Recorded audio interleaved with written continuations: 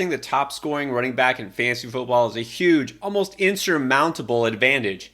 But who will it be this year? You're about to find out who's going to come out on top. We're going to pit the top running backs against each other, tournament style, to see who's going to come out as the overall RB1 this season. Let's take a look at the bracket. These are the top 16 running backs right now, according to ADP. This is not just our ranks. These are how these running backs are actually getting drafted early on. Let's kick it off with the top seed, and that's going to be CMC going up against an oldie, but still a goodie. Yeah, this is a landslide. This isn't even close. CMC all day, every day over Joe Mixon. Joe Mixon might be dust. He might be okay as like a low-end RB2, but that's about all he's going to be. CMC is going to be elite as long as he stays healthy. So CMC mops the floor with Joe Mixon. Perfect in this case. Perfect victory. Now on the other side, the top of the bracket, the number 2 seed, last year's best fantasy running back was Austin Eckler. And he's going to take on a contender, Kenneth Walker at the 15. You know what? This might have been a closer battle if not for the fact that Seattle took another running back, and that's definitely going to eat into some of his touches. You know I'm still a Walker fan. I think he'll be fine, maybe a little bit underrated. I think 15 is too low. Like, he's got to appeal to the selection committee here. He shouldn't be all the way this down, but he's not taking down Eckler. Even if Eckler takes a step back, there's no way he can overcome this without serious injury or something crazy happening. So Austin Eckler advances pretty easily. All right, moving on. Who is going to take on CMC in the next round if they advance? Yeah, I got to be honest. This is closer than I think a lot of people think it is. I don't have Nick Chubb and Najee Harris that far apart. But that being said, I'm going to go with my brain and not my heart, and I'm going to pick Nick Chubb here. He's a better running back. I think they're going to get similar type of usage, similar work in the passing game, similar chances to score, but Chubb is better. So he gets the edge. It's a tough, hard-fought victory, but Chubb advances. Almost thought we were going to see our first big upset there, but it wasn't meant to be. Now this one, you know what? Some people might be taking the underdog. We have Breece Hall as an 11 and Saquon Barkley as a 6. Now, you could have a debate about the seeding here, but Barkley obviously is the veteran. He's proven it. Breece Hall, half a season of almost brilliance, but the injury. I mean, come on. We've been here. We've done that. Breece Hall this year is going to be what Saquon Barkley was a couple years ago, which is to say probably a little disappointing. You know how we feel about this. So unless Barkley actually follows through with this holdout, I'm not going to assume that's happening just yet. So it's going to be Barkley. All right, now bottom half of the West bracket, I guess let's call it. All right, 2 guys who, well, it's interesting. Last year's breakout versus maybe this year's breakout. Yeah, this is another actually really close one. Both these guys kind of in uncertain situations right now. Josh Jacobs really seriously threatening to hold out. I mean, it does not sound like this guy is going to play under the franchise tag. But also Tony Pollard, it sounds like this ankle surgery isn't healing quite as fast as we thought. He hasn't done anything so far. So this is pretty tough, but I think Josh Jacobs is really going to sit out this season and send a message that really doesn't need to be sent right now and really won't do anything except keep him from playing. So I'm going to give Pollard the edge here, but this is one of the toughest ones for me. I can see this going anyway, but I'm going to give Pollard the slight edge. Next up, the battle of the big backs, and you know what this was? The college football playoffs. This would be powerhouse matchup here representing Alabama and Oklahoma. We have Derrick Henry and Ramondre Stevenson. Well, you know what? I think we might be smelling our first upset here, even though they're so closely seated. 8 and 9 could go either way. I'm still a believer in Derrick Henry. But man, Ramondre Stevenson, he's going to get more touches this year, not less. And Derrick Henry could even possibly get more than 349 carries. I think he'll be fine, but Ramondre Stevenson has one advantage, and that is even though Derrick Henry caught a career high 33 receptions last season, by far a career high for him, Ramondre had 69.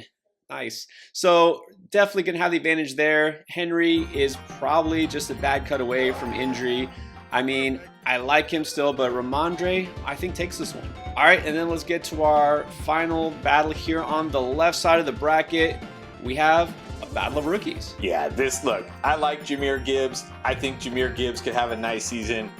But Bijan Robinson is going to be locked into a monster season this year behind one of the best offensive lines. He's a better, more complete running back than Jahmyr Gibbs. And I don't even know if Jahmyr Gibbs is a better pass catcher. And I know people are going to comment down below and say I'm crazy, but go watch Bijan Robinson catch passes and come back and comment below that I'm crazy.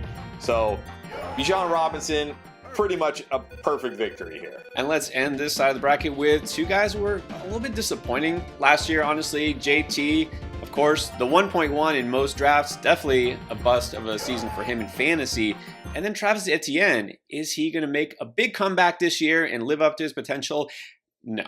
Look, JT, even if he isn't going to be all that we thought he would be last year, he's definitely the workhorse there. I don't think this offense will go away from him. They're going to go towards him more with the rookie quarterback. And Travis Etienne, I got concerns about his workload, meaning he's not getting enough of it. So I think JT cruises to a pretty easy victory.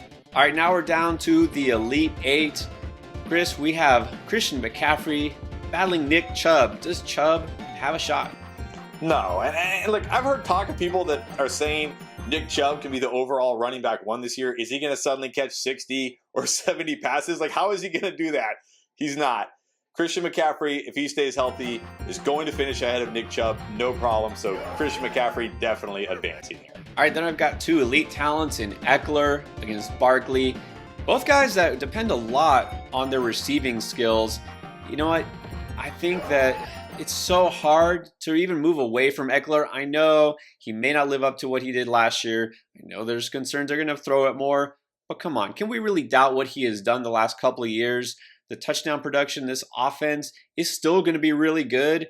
And Saquon Barkley, I think he's healthy. I think that he's still going to be the focal point of that offense. But I'd rather have the guy who's in the Chargers offense than the Giants offense. So Eckler, I can't say that he isn't going to advance because he's definitely got to be in the Final Four. And now an interesting matchup here, guys who might be surprised to see that one of these is going to be in the Final Four. Is it going to be Tony Pollard or the rookie Bijan Robinson? Yeah, I really like both these guys this year. Hopefully Pollard is healthy by week 1, but even if he's not, if he needs a couple weeks, he should be great down the stretch.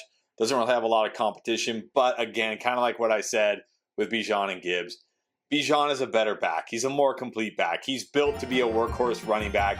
He's behind one of the best offensive lines. Bijan Robinson advances over Tony Pollard. And then Ramondre Stevenson versus Jonathan Taylor.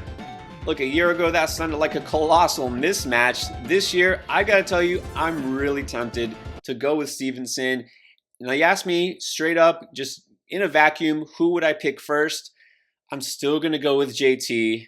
But if you ask me who I'd rather have at his current ADP, maybe wait a round later and take Ramondre, I'm probably doing that more often than not. But for our sake here, I'm going to say that Taylor advances. Before we break down that Final Four, reminder that you can join us on flockfantasy.com/endgame to get all of our rankings at every position and dynasty and best ball throughout the offseason. We also have our dynasty Building Champions course where you can not only learn how to build a championship dynasty roster, you can compete with us for actual prize money. You just need to subscribe to flockfantasy.com/endgame. Get 30% off any subscription right now. All right, let's start with a showdown that a lot of people are going to have different takes on.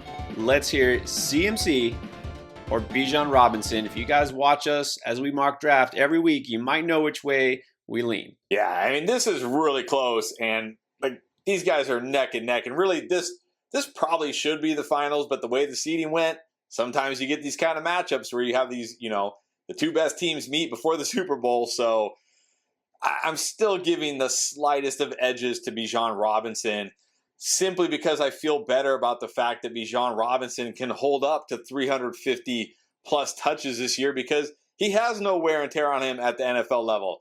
I do worry a little bit that the 49ers will try to protect Christian McCaffrey. They need him for the playoffs, and he may not get a massive touch share this year, but I still love CMC. Again, if somebody wanted to argue CMC over Bijan, fine by me. I just like the younger rookie. I'm going Bijan.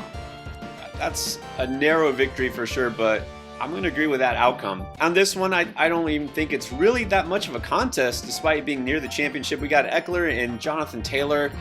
With Taylor, we got concerns about injuries from last year. The offensive line was one of the worst. A rookie quarterback in place, right? New staff and everything.